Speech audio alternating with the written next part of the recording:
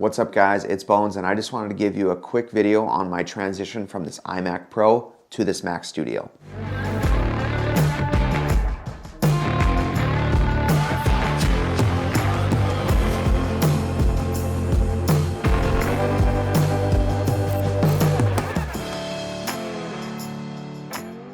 Now there's lots of good videos out there talking about, tech specs and geek benches and stuff. That's not what I'm here to do on this channel. I just want to help you guys out because I know there's a few of you out there that are transitioning from Intel-based Macs to Apple Silicon-based Macs. I am a photographer and videographer both. I do probably 50-50 on both of those trades.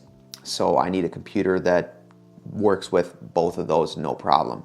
I ended up getting a Mac Mini M2 Pro, which I returned. I'll post a tab here if you want to check out that video. That was a great computer, but when you average out the prices, because I got this refurbed, I know it's a 1-year-old computer and has a little bit older of a chip in it, but for me and my workflow and needs and being price conscious, it just made more sense. I ended up getting this for about 1,900 bucks. The same price would have cost me for the Mac Mini M2 with the specs that I needed. So I am happy with this purchase. I'm going to stick with this Mac Studio. The Mac Mini was a great computer, and I don't sway you away from not getting a Mac Mini. This isn't a debate whether or not the Mac Mini is better than the Mac Studio.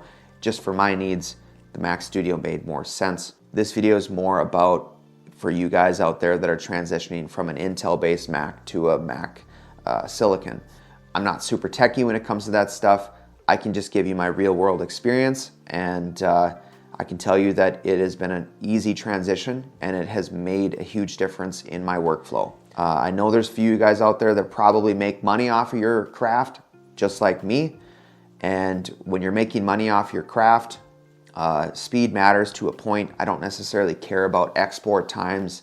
I can export a video or photos and go do something else. What I care about is working in the timeline and scrubbing through it and just being able to have a snappy machine, and going from this to this is a huge difference.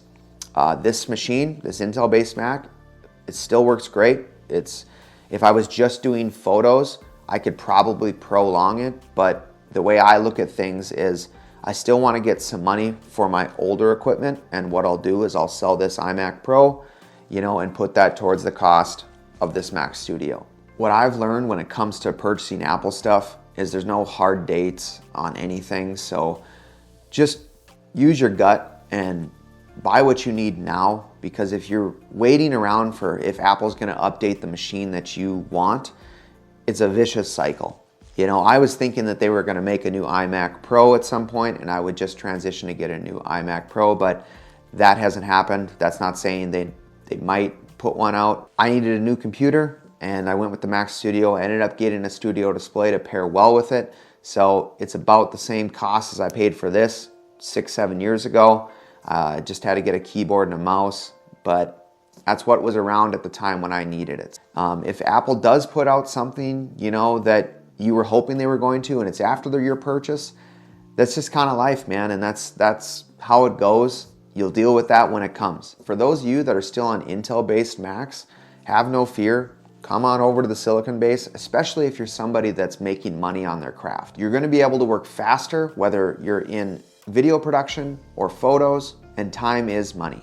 I always recommend, if you can buy refurbished Apple products, go and do that, because you're going to save yourself a few bucks. And always try to sell your older Apple stuff, because it is still worth something. And you can put that money towards your new purchase. If you guys are trying to find a good video on like tech specs and breakdowns, there's lots of good ones out there. I know like Max Tech, he does a lot of great stuff when it comes to like geek benching and all that stuff. Hopefully this video is helpful for you guys. I know it's not super techy and things like that, but that's not what this video is for.